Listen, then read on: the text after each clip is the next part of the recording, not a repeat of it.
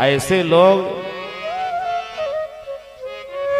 मनुष्य का तन पा करके, सच्चे सद्गुरु के सानिध्य प्राप्त करके, भगवान की कथा पूजा में सम्मिलित होकर के अगर भव सागर तरने का प्रयास नहीं करते तो सबकी अकाल मृत्यु हो रही। याद रखना। हमारे यहाँ कहा जाता है ना कि एक्सीडेंट में संसार छोड़ के चले गए महाराज जी, अकाल मृत्यु हो गई, अग्नि में जल गए, अकाल मृत्यु हो गई, अचानक प्राण छूट गया, अकाल मृत्यु हो गई। परंतु हमारे धर्म शास्त्र कहते हैं मनुष्य का तन पाने के बाद जो भगवान के धाम को प्राप्त नहीं कर लेता, ऐसे संसार सागर में जिनकी जैसे मृत्यु होती सबकी अकाल मृत्यु है, सब अकाल मृत्यु को प्राप्त हो रहे हैं, भगवान का धाम न मिल जाए तो वहां। यही बात जो विद्वानों ने कहा, यही बात को रामचरितमानस में गोस्वामी तुलसीदास जी ने यही बात लिखा है कि जो न तरई भव सागर नर समाज यस पार, ते मति मंदक मंद मति आत्मा हने गति जाए, आत्मा हने गति जाए। जो न तरई भव सागर, मनुष्य का तन पाकर के जो भव सागर तरते नहीं, नर समाज यस पाए, तो वो प्राणी है कौन? ते मति मंदक मंद मति, वो मूर्खों में महामूर्ख है। और आत्मा गति हनि जाए, वो आत्मघाती हैं, आत्महत्यारे हैं, अपनी हत्या स्वयं कर रहे हैं।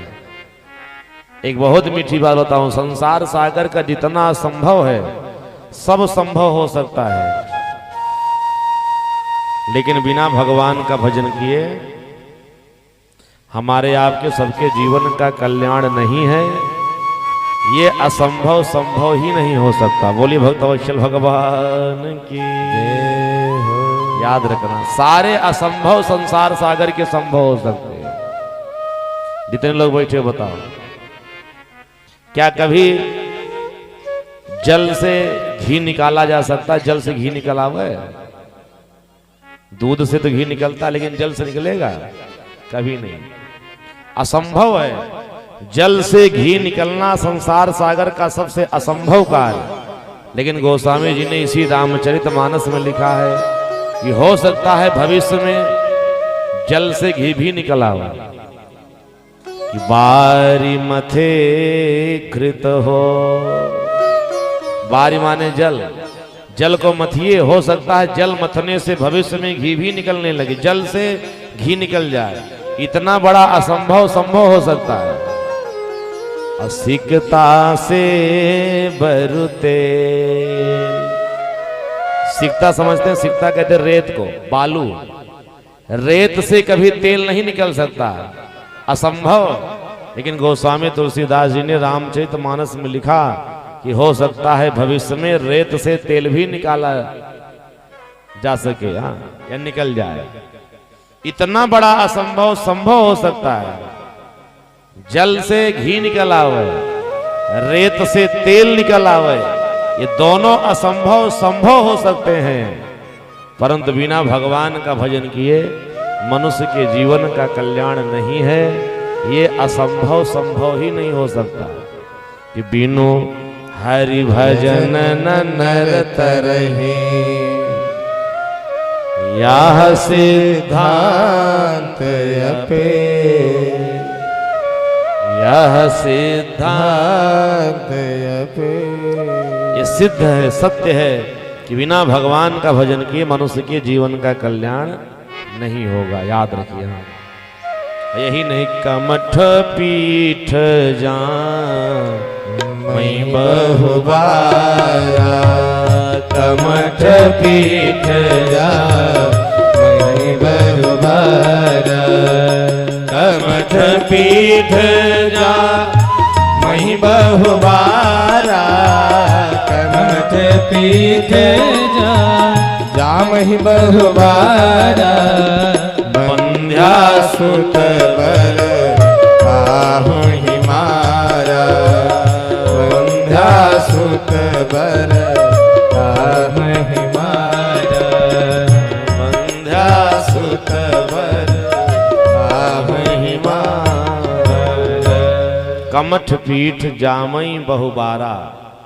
कमठ माने कछुआ। कछुआ आपने देखा होगा, कछुए की पीठ पर बाल नहीं होता, असंभव है, परंतु हो सकता है भविष्य में कछुए की पीठ पर बाल भी उगाए। अब एक नहीं, हमारी आपकी तरह बहुत बाल हो जाएं। है तो असंभव कि एक बाल निकल आवे कछुए की पीठ पर, लेकिन इतना बड़ा असंभव भी संभव हो सकता है कि कमठ पीठ जामहि बहुबारा बंध्या सुत बर काहि मारा। कोई स्त्री बांझ हो जिसके कोई संतान नहीं, हो सकता है बांझ स्त्री के संतान जन्म ले ले, कोई दुष्ट उस बालक का वध भी कर जाए। ये भी असंभव संसार सागर का संभव हो सकता है, लेकिन बिना भगवान का भजन किए मनुष्य के जीवन का कल्याण नहीं है। ये असंभव संभव ही नहीं हो सकता। इसलिए उठते बैठते सोते जागते खाते पीते हमको आपको सबको भगवान का भजन करना चाहिए। हाँ, कर से कर्म करई विधि नाना मन राखे हूँ जहाँ कृपा निधान मन राखे हूँ जहाँ कृपा निधान। मन भगवान के चरणों में लगाए रखो।